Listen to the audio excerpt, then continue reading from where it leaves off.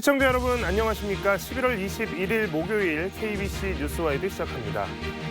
더불어민주당 이재명 대표가 첫 재판 선고부터 당선 취소형의 유죄 선고를 받으면서 민주당의 위기감이 커지고 있습니다.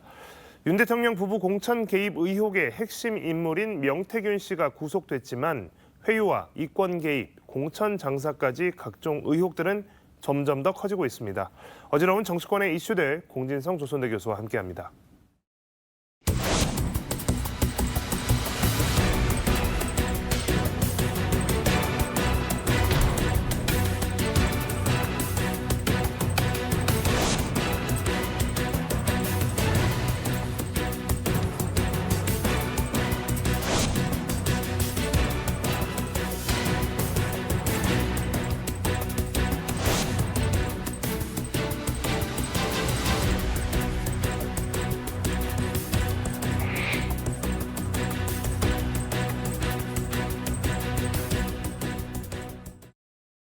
네, 교수님 어서 오십시오. 예, 안녕하십니까? 자, 먼저 지난주에 가장 이 정치권의 가장 핵심 이슈였던 것이 바로 이재명 대표에 대한 재판 선고였습니다. 선고 결과 지켜보셨을 텐데요. 좀 어떻게 보셨는지 궁금합니다. 예, 벌써 일주일 가까이 시간이 흘렀는데요. 먼저 이제 유죄 무죄 차원에서 살펴보면 지지자들은 당연히 이제 무죄를 확신했었을 테죠. 그런 의미에서 이제 유죄 선고가 나온 것을 상당히 이제 놀라게 받아들였을 것 같습니다. 그런데 이제 또 지지자들 사이에서도 일각에서는 이제 선고가 가까워 오면서 벌금형 100만 원만으로 이렇게 피선거권이 박탈되는 것이 과연 타당하냐, 이제 이런 식의 비판과 함께 탄원 서명 운동도 있었습니다. 이제 이런 것들로 미루어 보면 무죄를 확신한다고 말은 했지만 정말 무죄가 당연히 나온다고 믿었던 것보다는 무죄가 나오기를 바라는 마음이 컸을 뿐이고 유죄의 가능성은 어느 정도 염두에 두고 있었지 않았나. 다만 그 이제 형량의 수위가 80만 원 정도로 되거나 한 100만 원 나오더라도 나중에 이제 2심, 3심에서 좀 감형될 가능성, 이제 이런 것들을 좀 염두에 두고 정치적 판단을 판사에게 요구했던 것 같습니다.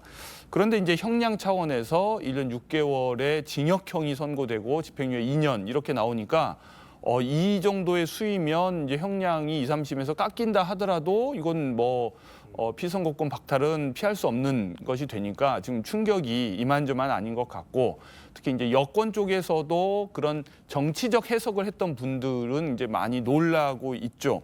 그런데 이제 이것을 그냥 저는 사법부의 판단 자체를 납득할 수 없다 이렇게 이제 시비 거실 수도 있겠지만, 사법부의 판단은 별개로 하더라도 일단 이제 기소를 이렇게 한 이상 사법부는 판단 자체를 이제 미룰 수는 없겠죠. 결국은 이제 정치와 검찰의 기소 그리고 사법부 판단으로 이어지는 이 연관 고리가 지금 우리 한국 정치를 계속해서 이상하게 만들고 있다. 이걸 옛날에 이제 정치의 사법화라고 표현했는데, 그럼 다시 이제 이 사법부의 판결이 정치적 의미를 필연적으로 가지게 됩니다. 이번처럼 야권의 대선 주자 그리고 이제 지지율 1위를 하고 있는 이런 대선 주자를 이제 피선거권을 박탈하는 결과를 낳는 이런 정치적 결정을 사법부가 하는 것이 또 온당하냐, 이렇게 하면 본인 판사 개인의 의도와 상관없이 사법부가 또 정치화하는 결과가 되거든요. 그래서 이 악순환의 고리를 어떻게 끊어야 될까 지금 상당히 큰 과제를 우리 정치권 또는 한국 사회에 제기한 이 사건이라고 생각합니다. 네. 자, 그런데 이제 시작입니다. 다음 주 월요일이죠. 25일에는 위증교사 혐의에 대한 1심 선고가 또 기다리고 있습니다. 앞선 선거법 위반 재판보다 더 어려울 것이다, 이런 전망들이 주로 많이 나오고 있는 것 같습니다. 이 대표와 민주당 걱정이 더 클 수밖에 없는 상황일 것 같은데요. 맞습니다. 이제 말씀하신 것처럼 앞에 선거법 위반 사건보다 이것이 좀 더 유죄 가능성이 높다는 말을 야당 측에서도 했었기 때문에 이미 이제 첫 번째 재판에서 유죄 결과가 나왔고, 심지어 꽤 큰 무거운 형량이 선고됐기 때문에도 이번에도 이제 형량이 낮지는 않을 것 같다. 왜냐하면 이제 이 첫 번째 재판 결과에서 약간 이제 이후에 지금 4개, 5개 재판을 동시에 이제 이재명 대표가 받고 있는데, 모든 판사들이 나름대로 이제 심리적 부담을 지지 않겠습니까? 왜냐하면 이 본인의 판결에 따라서 대한민국 정치 전체가 굉장히 크게 요동칠 수 있는 의미심장한 결정이 되기 때문에요. 그런데 이제 이 부담을 상대적으로 덜어준 측면이 있습니다. 그러니까 이재명 대표의 정치적 생명이 달려있는 판단을 내가 내리는 것이 아니라 이미 남이 내려버렸기 때문에 그렇다면 이제 그 이후에 판결을 내리는 판사들은 심리적 부담이 조금 덜게 되죠. 그러면 이제 더 쉽게 유죄 판결을 내릴 수도 있고 형량도 더 쉽게 뭐 100만 원 이상을 뭐 선고할 수도 있고 이제 이런 문제가 생길 수도 있어서 어쨌든 이재명 대표 입장에서는 아주 불리한 상황이 된 것 같습니다. 네. 그런데 검찰이 어제 또 이재명 대표를 기소했습니다. 이번에는 경기지사 시절 법인카드로 1억여 원을 유용했다는 혐의인데 이거는 경찰이 불송치했던 것을 검찰이 다시 수사를 통해서 기소를 한 사안입니다. 이건 좀 해석 여지가 좀 많이 있을 것 같습니다. 일단 일반 회사가 됐건 저같이 이제 대학에 속한 사람이 됐건 또는 정치인이 됐건 법인카드를 공적인 목적이 아닌 사사로운 목적에 쓴다면 그건 다 잘못이겠죠. 그런 의미에서 이제 그런 그 사안 자체의 잘잘못은 또 따로 따져야 될 것 같은데 문제는 이제 와서 4년이나 지나서 묵혀뒀다가 이제 와서 기소한 것도 약간은 뭐 정치적 어떤 판단이 개입된 것 같은 느낌이 들고요. 마치 이제 검찰 내부에서 충성 경쟁하듯이 최대한 모든 것을 더 많이 흠을 내서 털고 기소하고 이제 이런 모습으로 비치기도 하고 또 횡령 액수를 이제 정할 때에도 최대한 모든 것을 끌어모아서 1억 이상을 맞췄단 말이에요. 그러면서 이제 뭔가 가중 처벌을 할 수 있는 요소를 이제 만들어낸 것도 그렇고 전반적으로 좀 기소를 굉장히 과하게 하고 있는 것이 아닌가. 그러니까 지금 아예 이제 기소 자체의 대상이 되어서는 안 된다고 얘기할 수는 없지만 이렇게 야당의 대표 그리고 지난번 대선의 경쟁자였던 사람을 이렇게 행정 권력을 총동원해서 터는 것과 같은 인상을 주는 것이 과연 정치적으로 윤석열 대통령에게나 또는 대한민국에 좋은 것인가 하는 의문은 있습니다. 그런 의미에서 정말 좀 사법 절제 이런 것들이 요구되는 상황, 그러니까 이런 것이 요구될 수는 없는 것인가 하는 생각이 듭니다. 네. 자, 예상을 뛰어넘는 판결 그리고 또 추가 기소, 민주당과 여당의 갈등도 극에 달할 수밖에 없는 상황입니다. 민주당 지지층은 결집하고 또 국민의힘은 총공세를 펼치고 있습니다. 지켜보는 국민들은 뭐가 답인지도 모르겠고 답답하기도 하고 또 이렇게 보기 싫다 이렇게 말씀하신 분들도 요즘 굉장히 많은 것 같은데요. 민심이 어떻게 흐를지도 좀 궁금한 포인트입니다. 일단 무관한 민심이 있는 것 같고요. 그 다음에는 이제 한국 사회가 사실 좀 과장해서 얘기하면 거의 이제 심리적 내전 상태라고까지도 얘기하는데, 그럼 이제 내전의 당사자들로서는 답답함보다는 어떤 사람은 통쾌함을 느낄 것이고 또 어떤 사람은 매우 치열한 방어 의식을 이제 느끼겠죠. 이게 이제 각자의 진영, 속한 진영에 따라서 사안이 너무나도 이제 달리 보인다는 것이 이 문제의 핵심일 것입니다. 그러니까 보수 세력에 속한 분들이 보시기에는 지난 정권에서 한 적폐청산은 뭐냐. 너희들이 적폐청산이라는 이름으로 말하자면 전 정권의 관계자들 탈탈 털지 않았느냐. 그렇게 해서 다 감방 보내고 다 망신 주고 그렇게 해서 이제 보수 세력이 다시 일어서기 힘들 정도로 하지 않았느냐. 근데 이제 그 행위에 대한 인과 업보다. 이제 이렇게 생각하는 사람들은 그러니까 우리도 마찬가지로 권력 잡았을 때 전 정권 이제 탈탈 털어서 문재인 대통령을 비롯해서 모든 사람 망신 주기가 됐건 뭐건 간에 할 수 있는 건 다 하는 거. 그건 뭐 피장파장 아니냐. 이제 이렇게 생각할 수 있는 거죠.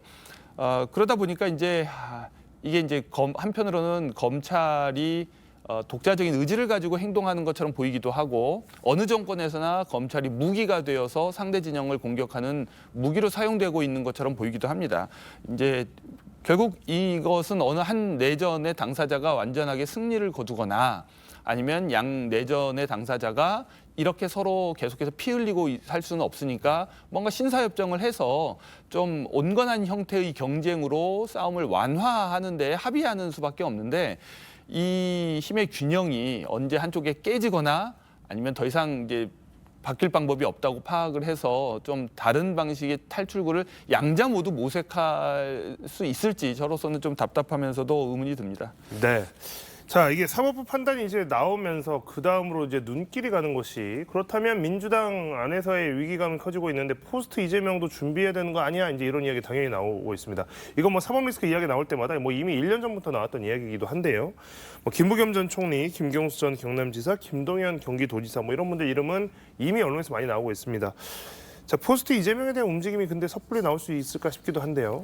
그렇죠. 이제 당내 분위기는 전혀 그렇지 않고요. 사실 이제 언론은 어떠한 상황이 닥치건 간에 이제 가상적인 시나리오를 쓰려고 하기 때문에 이제 이런 사람 저런 사람 이렇게 이름을 언급하면서 한번 뭐 취재도 해보고 하는 거죠. 그리고 이제 실제 그러다 보면 당사자들도 약간 마음이 움직이기도 하고 조바심도 내고 그럴 수는 있겠지만 지금 이제 민주당을 중심으로 이제 생각을 해보면 예를 들면 아버지가 위독하신데 갑자기 자식들이 모여가지고 유산 다툼을 벌이는 그런 모양새. 그러면 이제 그런 막장 드라마를 보는 시청자 입장에서는 어느 자식이 옳은지를 생각하기보다 또 누가 제대로 상속자가 되어야 되는가를 판단하기보다는 싹 다 나쁜 호리 자식이라고 생각하지 않겠습니까?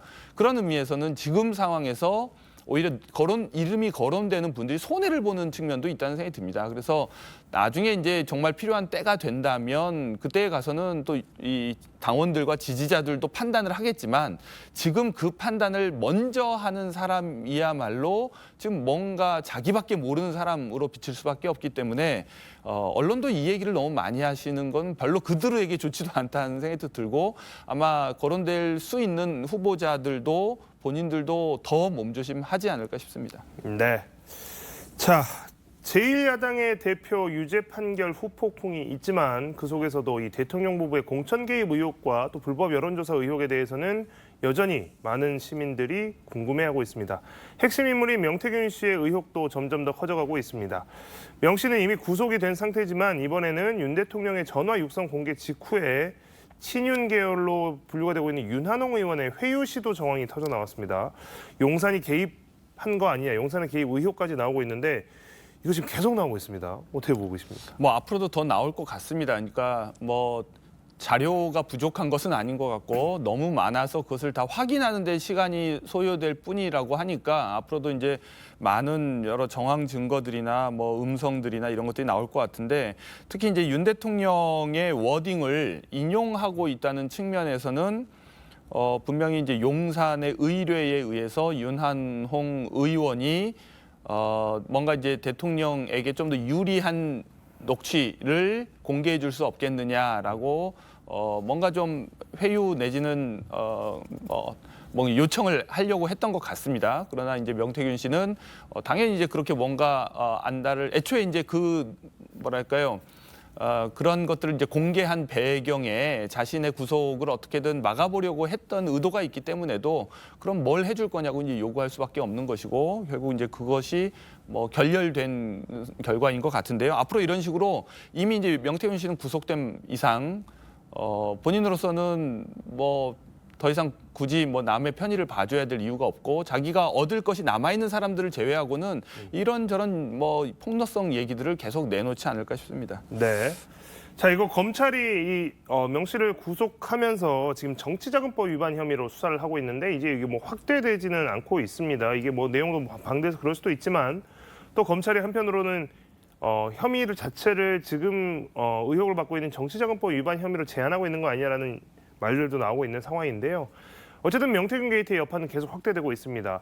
특히 최근에 이 명태균 게이트에서 새롭게 주목받고 있는 내용이 바로 창원 국가산단 문제 그리고 이어서 도시계획 변경에도 개입한 정황이 나왔다라고 하는 게 아닐까 싶은데요. 지금 한두 가지가 아닌 상황입니다. 민간인이 창원 특례시에 창원이라고 하는 인구 100만의 대도시와 관련해서 공직을 맡고 있는 사람도 아닌데 도시계획 변경에까지 개입을 했다. 이거 상상할 수 없는 일이지 않습니까? 근데 사실 영화나 드라마 보면 다 나오는 장면들이거든요. 그런 의미에서 저는 그런 작가들이 완전히 허구적으로 상상해서 만든 드라마나 영화일 거라고 생각하지 않고 한국 사회의 과거부터 지금까지 꾸준히 있어 왔던 드물지 않게 있는 이제 그런 부패 사건의 일부라는 생각이 듭니다. 한국 사회가 아직 그렇게까지 깨끗해지지는 않은 것 같은데 이제 문제는 공직자가 그런 정보를 흘리는 경우도 있고 또는 공직자를 통해서 알게 된 그런 민간인이 그 정보를 이용해서 사익을 취하는 경우도 있고 뭐 여러 가지 이제 이런 개발을 둘러싼 이제 비리 의혹들은 있죠. 지금 사실 뭐 이재명 대표를 둘러싼 대장동, 백현동 개발 의혹도 결국 이제 공직자가 그런 개발에 관여해서 뭔가 사익을 취했느냐, 뭐 이제 이게 쟁점이 되는 것처럼. 저는 이제 명태균 씨가 알고 모르고 자체보다는 누가 명태균 씨에게 그 정보를 주었는가가 더 핵심인 것 같습니다. 그러니까 중요한 건 게 공직자는 이제 그런 정보를 취급할 수밖에 없는 것인데 그것을 일반인이나 다 누군가에게 전달하거나 자기가 그것을 이용해서 사익을 취해서는 안 되는 것이죠. 그렇다면 중요한 건 명태균이 아니라 그 정보를 준 공직자 내지는 공직자와 가까운 누군가가 핵심일 텐데 그쪽으로까지 지금 관심이 더 넓혀지거나 수사가 확대되지는 않아 보입니다. 네. 자, 명태균 씨 구속된 이후에 뭐 여러 정치인들 이름이 언급되고 있고 또 폭로도 이어지고 있지만 저는 개인적으로 이분이 뭐라고 이야기를 하는지 굉장히 관심이 많이 가던데요. 개혁신당 이준석 의원입니다. 아주 처음에 이 명태균 게이트와 관련한 의혹들이 나왔을 때부터 이준석 의원의 이름을 오르내렸습니다.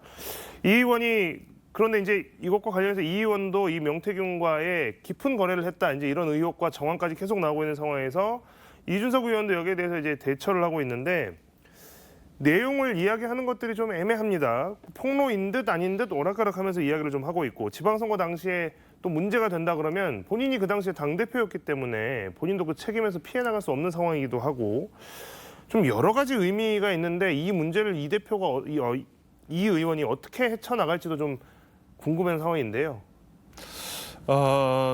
이준석 대표의 발언은 저는 일관성이 있다는 생각이 드는데요. 그것은 뭐냐면 처음부터, 그러니까 이른바 그 절에서 만났을 때부터 일관된 얘기는 공천 개입이라고 하긴 좀 애매하다, 뭐 이런 얘기였습니다. 그러니까 넓은 의미에서 뭐 개입은 맞지만 이게 뭐 법적으로 처벌받아야 할 만한 사안인지는 모르겠다, 이런 얘기를 쭉 일관되게 해왔어요. 그러니까 무슨 말이냐면 본인과 같은 당대표, 강직한 당대표가 누군가가 외압을 행사했는데도 무시하면 그건 개입이 성사가 안 된 거고, 반대로 또 지극히 그 사람의 마음에 들기 위해서 시키는 대로 하는 사람이라면 그 사람은 또한 간섭이나 외압으로 느끼지 않았을 것이기 때문에 또 개입이 성립이 안 되고, 그런 의미에서 어쨌든 국민의힘에서의 공천 과정에서 개입이라고 하기는 참 애매한 그런 일들이 벌어졌다. 사실 그런 외압은 여러 가지 사안들이 있기는 하지만 실제로 그것이 받아들여졌으면 받아들여진 대로, 왜냐하면 근데 그렇게 해서 도장 찍은 사람이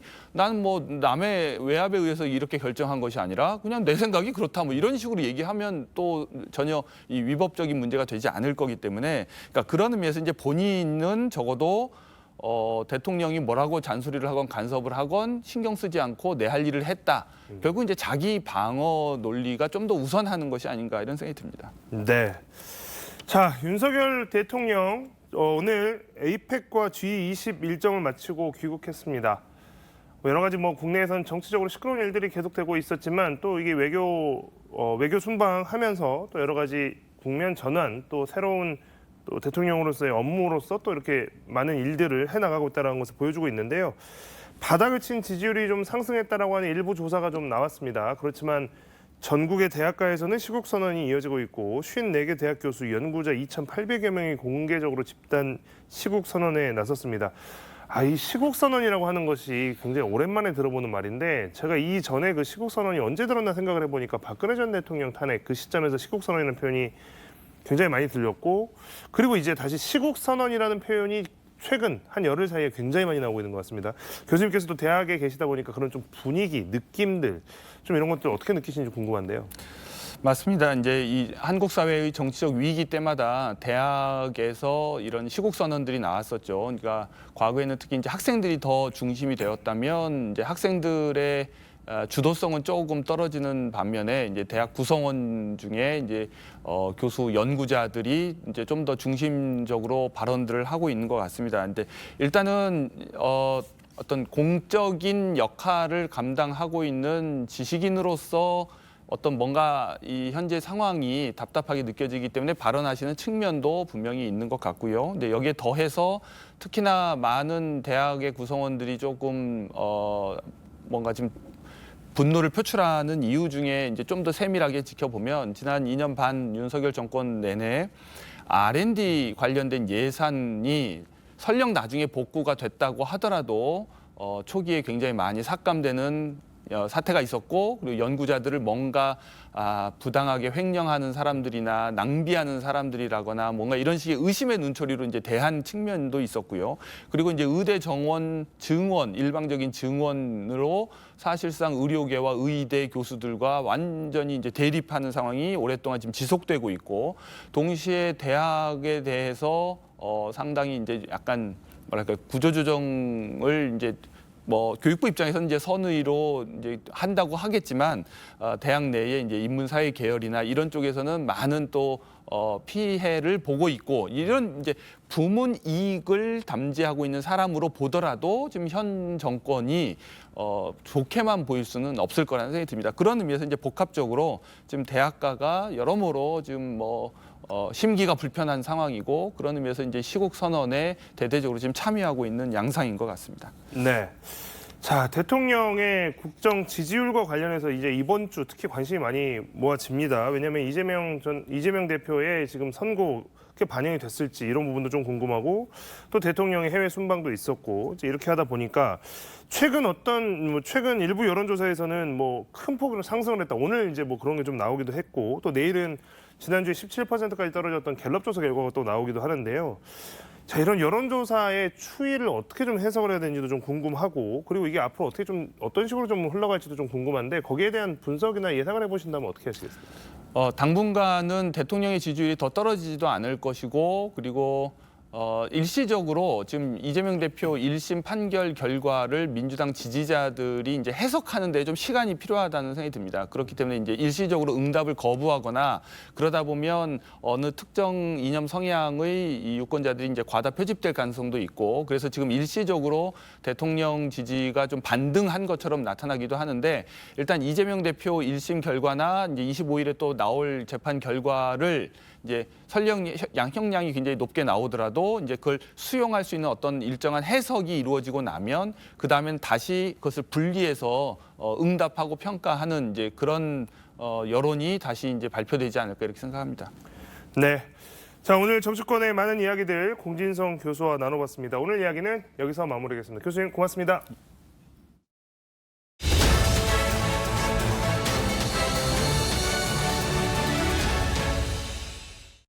서울광역방송센터입니다.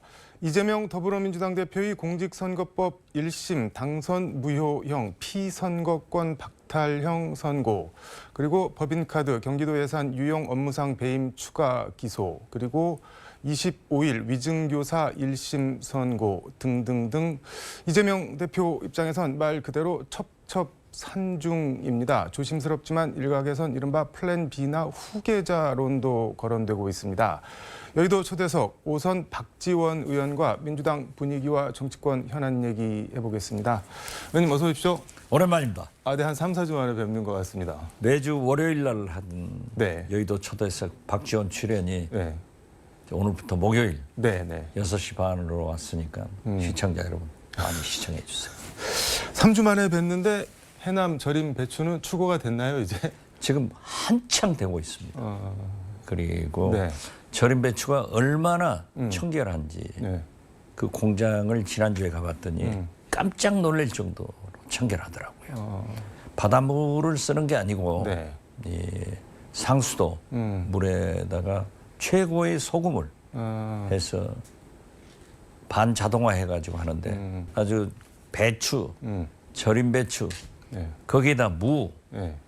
갓, 네. 파 한꺼번에 또 양념까지 다 파니까 꼭 해남 네. 미소, 해남 군청에서 하는 쇼핑몰로 들어가셔서 주문하시기 바랍니다. 네.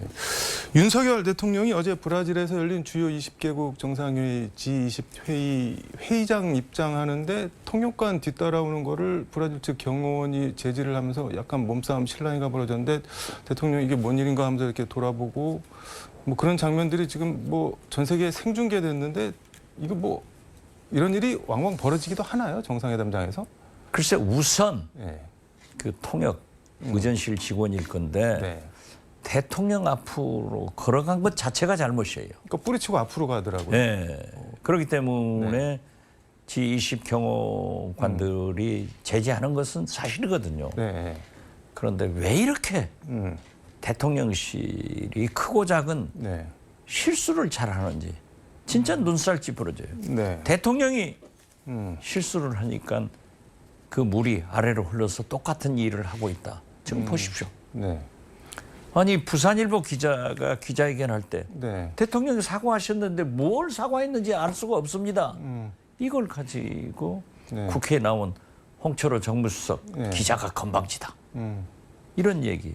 네. 또 대통령이 골프 친다. 트럼프 대통령이 골프를 네. 잘 치니까 정상회담 할 때 준비하기 위해서 쳤다. 음. 거짓말 아니에요.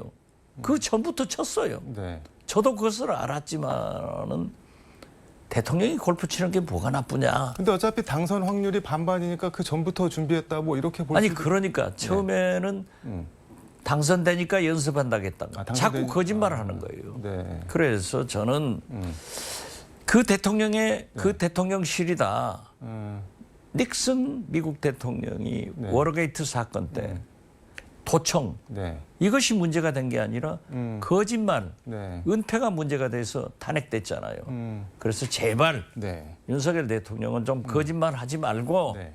대통령실 비서들도 좀 정신 차리고 일해라. 건방지지 마라. 이렇게 말씀드립니다. 근데 뭐 대통령실은 브라질 의전팀의 통역관이 따라갈 거다라고 얘기를 해줬는데 의전팀에서 경호팀에 제대로 커뮤니케이션이 안 돼서 이런 일이 벌어졌다. 뭐 저쪽에서 사과했다 이러던데요. 어떻게 됐든 잘못 아니에요. 네. 눈살 찌푸리는 거죠. 아니 네. 의전 담당 직원이 네. 어떻게 대통령 앞에 음. 붉은 카펫 거기를 걸어갑니까? 그 자체가 잘못인 거예요.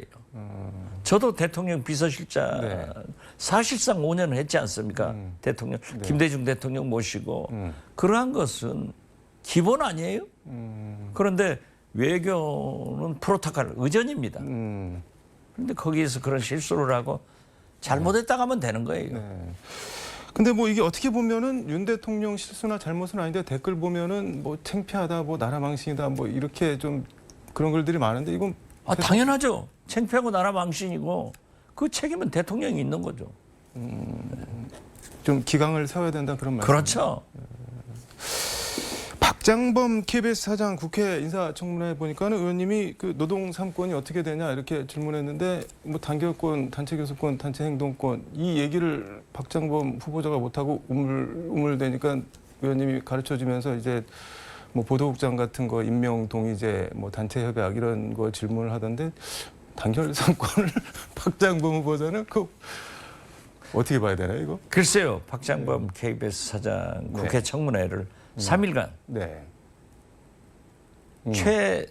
최장 아니에요? 네. 이틀 한다고 했다가 또 차수 변경해서 네. 3일까지 간 것도 이례적이지만은 그분이 디올백을 파우치라고 해가지고 네. 문제가 된 거 아니에요? 그래서 지금 청문회에서 네. 아마 민주당은 부적격으로 보고서를 채택하지 않을 거예요. 그렇더라도 대통령은 임명해버리니까 네. 뭐 청문회 어떻게 됐든 KBS 사장은 박장범이다. 저는 그렇게 생각합니다. 근데 뭐 KBS의 K가 코리아 한국 방송이 아니라 뭐 김건희 방송이다 이런 냉소도 나오고 박장범 후보자에 대해서 파우치 박 뭐 김건희 픽 뭐 이런 얘기도 나오는데 이게 좀 어떻게 지금 KBS 누가 시청해요? 완전히 추락했어요. 네. 마치 네. 이재명 대표 1심 선고가 나오니까 네. 민주당 지지도가 20, 30%대에 머물던 것이 47%로 껑충 뛰더라고요. 더 올라갔나요 지금? 더 왕창 올라갔죠. 지난 월요일 날. 네. 그리고 지금 보세요. MBC 네. 공정보도하니까 탄압받으니까 시청률 제일 높고 네. 지상파에서 유일하게 흑자 내잖아요. 이런 거 보더라도 네. KBS가 KBS의 길을 가야지 저렇게 김건희 방송 네. 그전 땡전 뉴스처럼 과거로 회귀하면 미래가 없다. 네. 그러나 KBS 기자 등 네. 구성원들이 훌륭한 사람들이 많기 때문에 네. 전 단체에서 사내 단체에서 박정범 사장 취임을 반대하잖아요. 이것을 네. 윤석열 대통령이 들어야 돼요. 민심이 과학 아닙니까? 민심의 소리를 듣지 않고 네. 마이웨이 나갈 대로 가겠다 하고 있기 때문에 국정이 이 모양이다. 저는 그렇게 봅니다. 이재명 대표 뭐 말씀을 해주셨는데 좀 당 분위기는 어떤가요? 그런데 1심입니다. 헌법은 사법부는 3심제가 있습니다. 네. 트럼프도 대법원에서 살아왔고 네. 김대중도 사형 선고를 받았지만 살아 돌아와서 민주당은 뭉쳤고 네. 국민은 지지했기 때문에 대통령 됐다. 그래서 우리 민주당은 흔들리지 말고 네. 이재명 대표 중심으로 뭉쳐서 싸우자. 이렇게 올렸는데 그게 가이드라인이 돼가지고 좋은 방향으로 가는 것 같아요. 네. 그리고 지금 현재 당내 네. 단결은 어느 때보다도 공고합니다. 이게 그러니까 뭐 법조계나 여당에서는 이게 어떤 재판인데 압도적 대선 1위 후보를 향후 10년간 대선에 못 나오게 묶어놓는 판결을 1심 판사가 그냥 했겠냐. 이게 2, 3심에서 뒤집어지기 힘들 거다. 뭐 그렇게 얘기를 하는데 그건 어떻게 보세요? 그것은 예. 트럼프도 대법원에서 살아왔잖아요. 김대중 대통령은 네. 사형 선고를 받았지만 사형 선고를 받고 김대중 대통령께서 뭐라고 하셨어요? 내가 사형당해서 죽더라도 이 나라 민주주의가 살아났으면 좋겠다. 네. 이런 말씀을 하셨지만은 누가 김대중이 대통령 될 줄 알았어요? 됐잖아요. 그렇기 때문에 헌법 정신대로 이재명은 1심에 집행유예가 나왔지만 네. 항소심, 대법원 네. 판결을 받아봐야 확정되고 내일 모레 25일 날 네. 위증교사에 대한 것도 네.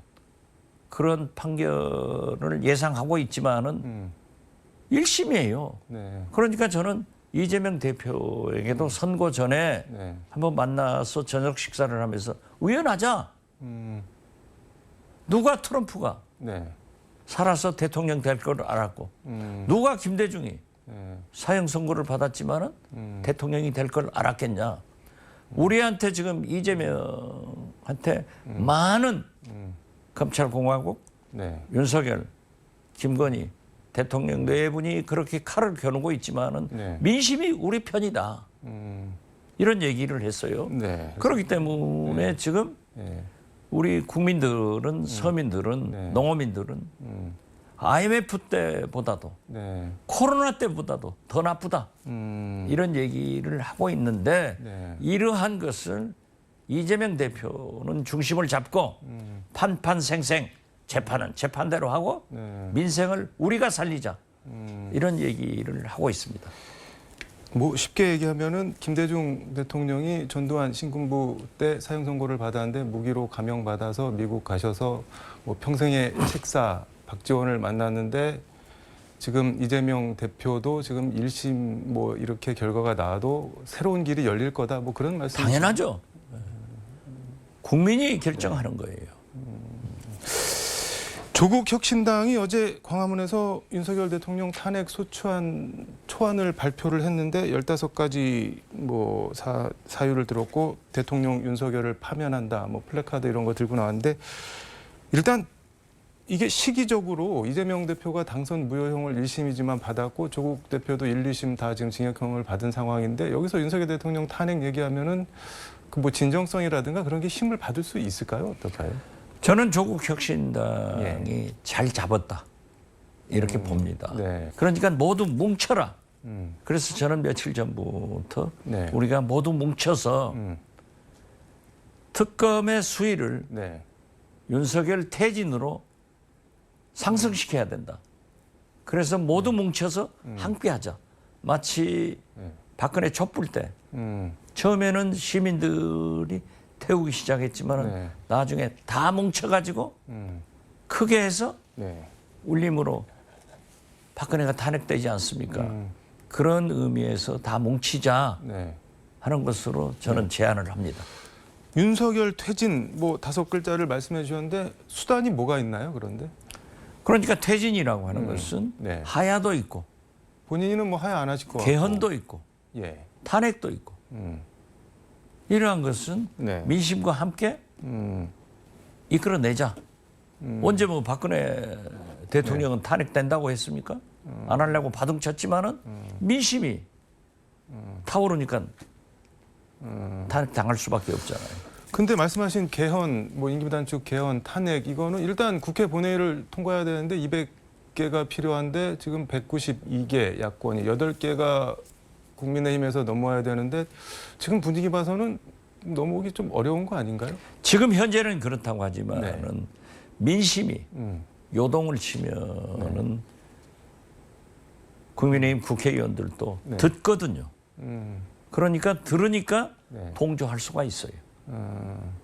그래서 오늘 아침 네. 한겨레 성한용 선임 기자의 칼럼에도 네. 지금 안 되면 언젠가는 된다.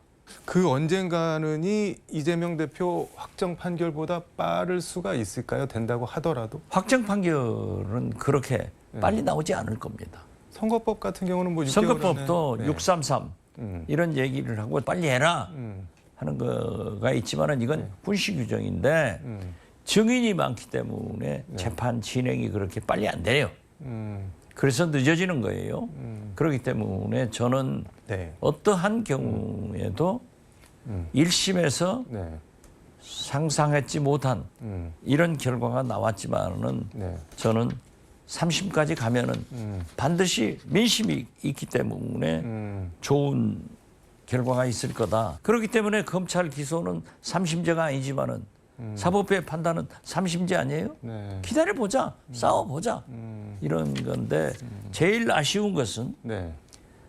집권 여당의 대표 한동훈의 파트너는 네. 이재명 민주당 대표입니다. 그러면 정치가 아무리 엑스판이어도 네. 금도가 있는 거예요. 입만 버리면은 네.